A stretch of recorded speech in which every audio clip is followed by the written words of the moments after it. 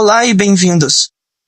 Hoje vamos olhar de perto para duas das ações mais banais de fazermos ao volante, mas que na verdade estão entre as mais perigosas, a marcha ré e a travagem. Vamos perceber por quê.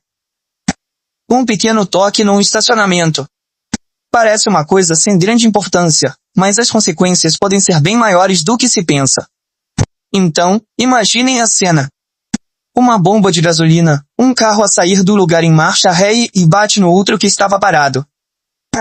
Parece um acidente simples, daqueles que se resolvem com um pedido de desculpas, certo? A lei tem uma resposta muito clara para isto. E a resposta está aqui, preto no branco, numa decisão de um tribunal. Basicamente, o que isto diz é que a responsabilidade é de quem está a fazer a manobra de marcha ré. E atenção, a desculpa do não vi, era um ponto cego, não é aceito. E isto é fundamental perceber.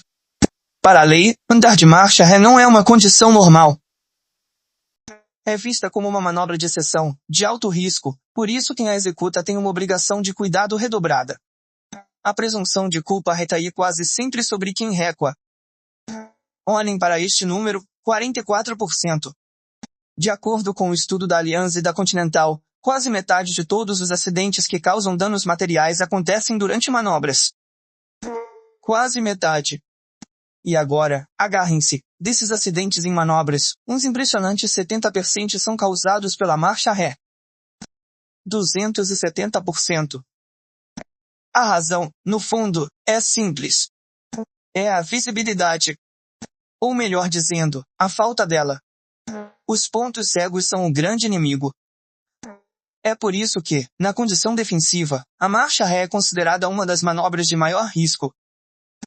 Num carro já é complicado, mas num caminhão como este, um carro inteiro pode simplesmente desaparecer da vista do condutor. É assustador pensar nisto. Não basta uma olhada passiva aos espelhos, é preciso ser ativo, mexer a cabeça, procurar outros ângulos, garantir que não há mesmo nada nem ninguém no caminho. A segurança na estrada não é um ato isolado, não é uma ciclista que se preenche uma vez. É um processo ativo e contínuo. Existe formação constante, manutenção rigorosa e, acima de tudo, uma cultura de atenção permanente por parte de todos. Hoje, a gente vai fazer a anatomia de uma colisão. E não é só para ver o que aconteceu, não. A ideia é entender exatamente como e principalmente por que aconteceu. Começar. Imagina a cena. Uma cena que parece super comum, né? Um veículo pesado, carregado até uma manobra de marcha ré. É uma tarefa que se faz milhares de vezes por dia, mas que nesse caso específico acabou em colisão.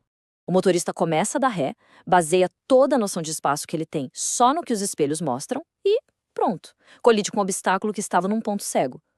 Isso tudo nos leva direto para quem estava no volante. Vamos analisar as decisões, ou a falta delas, que aconteceram lá dentro da cabine e que foram o gatilho, o estupim para a colisão acontecer. Mas antes de falar do que o motorista fez, a gente precisa falar do que ele deixou de fazer. O tal do giro 360 graus é um procedimento básico, fundamental. E não tem mistério, gente, é simples. Descer do caminhão e dar aquela volta, olhar com os próprios olhos o que tem ao redor. Foi o primeiro e talvez o mais importante passo de segurança que foi pulado. Olha, a diferença aqui é gritante. De um lado, você tem informação passiva incompleta dos espelhos que a gente sabe que são cheios de pontos cegos. Do outro, o conhecimento ativo, completo, de uma inspeção real de 360 graus. Confiar só nos espelhos é como tentar entender uma história lendo uma palavra solta aqui e outra ali. Não dá para ver o cenário completo. E aqui a gente chega num ponto super importante de responsabilidade pessoal, a tal da voz ativa. E isso não é sobre falar alto. O que é isso, então? É o poder, e mais do que isso, a obrigação que o motorista tem de parar a manobra no momento em que perde a visão completa do que está acontecendo. Mas, em vez de parar, de pedir ajuda ou de descer para checar, a manobra continuou às cegas. E é importante entender que a falha não foi só um erro isolado do motorista. Ela faz parte de algo maior, a quebra de um protocolo de segurança da empresa. Quer dizer, um procedimento que a empresa já tinha pensado exatamente para que isso não acontecesse. O que o procedimento da empresa dizia para uma manobra crítica como essa? Entre outras coisas, era obrigatório ter um guia externo, alguém de fora para ajudar com os pontos cegos. E isso simplesmente não foi feito. A falta desse guia não foi só uma decisão ruim na hora. Foi o descumprimento de uma regra de segurança do sistema. Bom, a gente já dissecou o problema todo. E agora? Como é que a gente transforma esses erros em lições práticas de verdade para o futuro? Vamos montar um guia de prevenção com base em tudo que a gente viu que deu errado. E aqui a gente amarra tudo voltando lá para o comecinho. Este é o ponto central de toda a análise.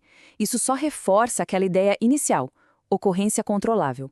O que aconteceu não foi obra do acaso, não foi inevitável, foi o resultado direto de uma série de desvios de procedimentos de segurança que já estavam definidos. E os passos para evitar que isso aconteça de novo são, basicamente, o espelho do que deu errado. Primeiro, o giro 360 graus é inegociável, sempre. Segundo, se a visibilidade não está 100%, um guia não é uma opção, é obrigatório. Terceiro, a voz ativa é a ferramenta de segurança mais poderosa. Ficou na dúvida? Para. Simples assim. E por último, tem que operar o veículo sempre respeitando os limites que a carga impõe. E a questão que fica no ar é esta. Agora, sabendo dos riscos, das implicações legais e das leis da física que governam tudo isto, será que, alguma vez, vamos voltar a olhar para uma simples manobra de marcha ré? Ou para uma travagem, da mesma maneira? Fica a reflexão.